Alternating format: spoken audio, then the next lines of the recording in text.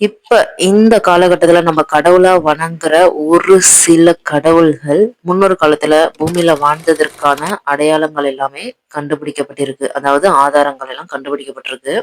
அந்த வரிசையின்படி முருகர் யார் அப்படிங்கிற ஒரு கேள்வி. இந்த கேள்விக்கான விடை, முருகர் ஒரு சிறந்த போர் வீரன் அப்படின்னு இருந்திருக்காருன்னு சொல்லப்படுது. முருகர் ஒரு சிறந்த போர் வீரனா இருந்திருக்காரு. தொடக்க காலத்துல மக்களுடைய பாதுகாவலனா இருந்திருக்காரு. ஓகே. முருகர் அப்படின்ற பெயருக்குரிய அர்த்தம் என்னன்னு பார்த்தோம்னா அழகு அப்படின்னு பொருள்படும். தொல்காப்பியத்துல முருகனை சேயோன் அப்படின்னு குறிப்பிட்டிருக்காங்க. முருகன் வாழ்ந்திருக்காரு. முன்னொரு காலத்துல தொடக்க காலத்துல மக்களுடைய பாதுகாவலனா இருந்து முருகன் வாழ்ந்திருக்காரு.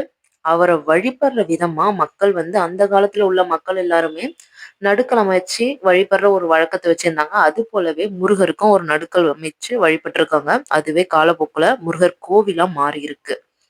தமிழ்நாட்டுல நம்ம முருகரை நிறைய பெயர்கள் சொல்லி அழைக்கிறோம். அதாவது சேயோன், ஆறுமுகன், குமரன், கந்தன், காங்கேயன், சரவணன், வேலன், கந்தன், கார்த்திகேயன், சண்முகன், வடிவேலன், சுப்பிரமணியன், இது போல நிறைய பேர் இருக்கு.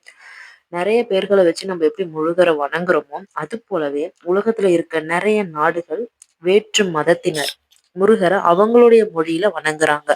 உதாரணமா இலங்கையில முருகரை கதிர்காமன் அப்படின்னு வணங்குறாங்க. கொரியால விதா சேயோன்னு வணங்குறாங்க.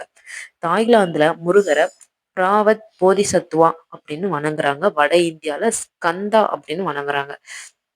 என்னதான் பல நாடுகள்ல முருகர் வணங்கப்பட்டாலும் தமிழிற்கே உரிய செந்தமிழ் வேலன் அப்படின்னு சொல்றதுல நம்ம பெருமை கொள்வோம். இது போல நிறைய சுவாரஸ்யமான தகவலை தெரிஞ்சு நம்ம சேனல் மறக்காம சப்ஸ்கிரைப் பண்ணிருங்க. Thank you friends. பாய்.